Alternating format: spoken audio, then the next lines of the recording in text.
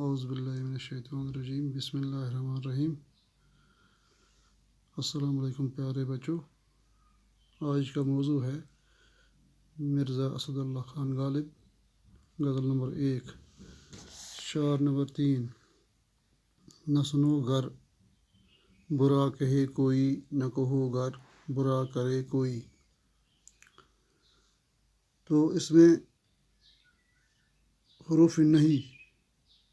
حروف نفی یعنی نہیں مت، گر کا معنی ہے گر جو ہے یہاں اگر کا مخفف ہے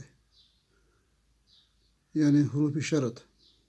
کوئی کا معنی ہے نامعلوم شخص۔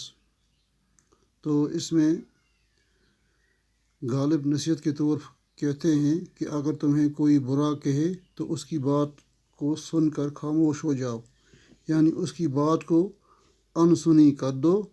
اسی طرح اگر کوئی تمہارے ساتھ برا سلوک کرے تو اس کا ذکر بھی کسی سے نہ کرو، یعنی ہر حال میں صبر سے کام لو۔ اس کے بعد شعر نمبر 4 ہے، روک لو گر غلط چلے کوئی، بخش دو گر خطا کرے کوئی۔ تو غلط کا معنی یہاں ہے نادرست یا غیر صحیح، خطا کا معنی ہے قصور، گناہ یا غلطی، بخش دینا سے کا معنی ہے معاف کر دینا۔ یہاں غالب کہتے ہیں کہ اگر کوئی شخص غلط راہ اختیار کرے تو اس فعل سے باز رکھنا چاہیے، یعنی وہ کام نہیں کرنا چاہیے، اس کو تاکید کرنی چاہیے کہ یہ کام آپ کو نہیں کرنا ہے۔ اور اگر کوئی شخص قصور یا گناہ کرے تو اس شخص کو معاف کرنا چاہیے، یعنی جو کوئی غلطی کرے اس کو معاف کرے انسان۔ تو اس طرح شعر نمبر 5 ہے، کون ہے جو نہیں ہے حاجت مند، کس کی حاجت روا کرے کوئی۔ تو یہاں حاجت مند سے معنی ہے ضرورت مند۔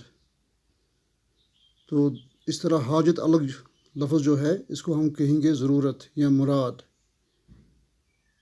دوسرا معنی ہے اس میں روا کرنا، یعنی پورا کام کرنا یا کام درست کرنا۔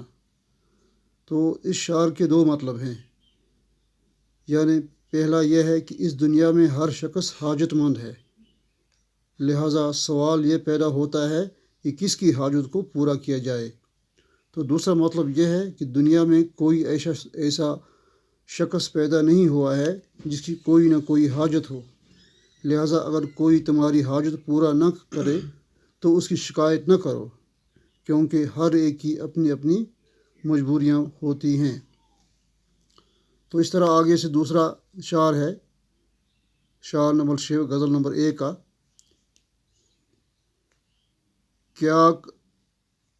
کیا خضر نے سکندر سے، اب کسے رہنما کرے کوئی۔ تو یہاں خضر جو ہے کا معنی ایک مشہور پیغمبر کا نام ہے، تو یہاں سکندر کا معنی ایک بادشاہ کا نام۔ رہنما کا معنی ہے رہبر، یعنی راستہ دکھانے والا، راستہ بتلانے والا۔ تو اس شعر میں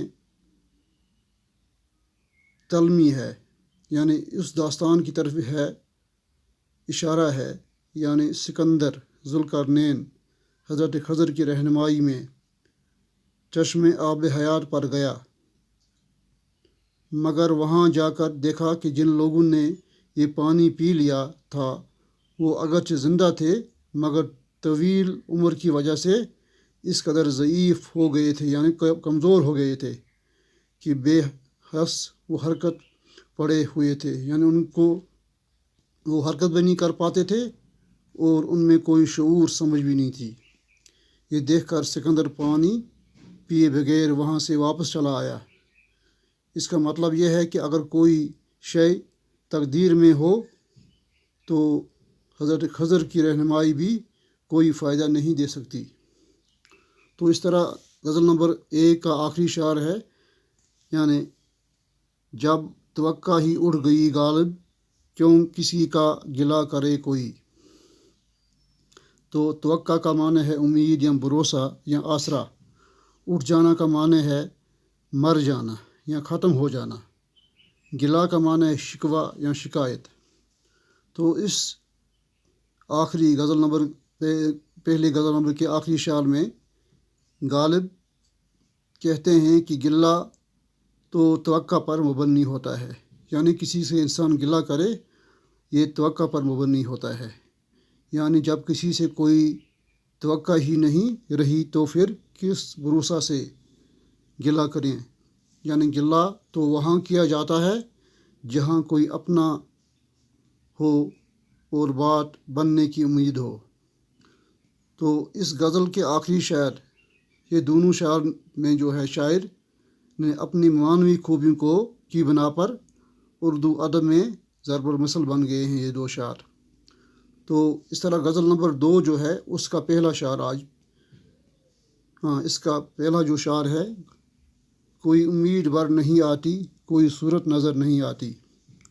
تو امید کا معنی ہے آس یا آرزو یا تمنا، بر آنا کا معنی ہے کامیاب ہونا یعنی حاصل ہونا، صورت کا معنی ہے تدبیر یا موقع۔ تو یہاں غالب کہتے ہیں کہ عاشقوں کی زندگی ہمیشہ ناکام زندگی ہوا کرتی ہے، کیونکہ نہ تو عشق کرنے والوں کی کوئی آرزو پوری ہوتی ہے اور نہ کوئی تمنا، اور امید پوری ہونے کی کوئی صورت نظر نہیں آتی، یعنی عشق میں صرف ناکامی ہی ناکامی ہے، اس ناکامی میں امید کی کوئی کرن دکھائی نہیں دیتی، اور کوئی ایسا انسان نظر نہیں آتا جس سے مل کر اپنے دل کی بڑاس نکال سکے۔ باقی السلام۔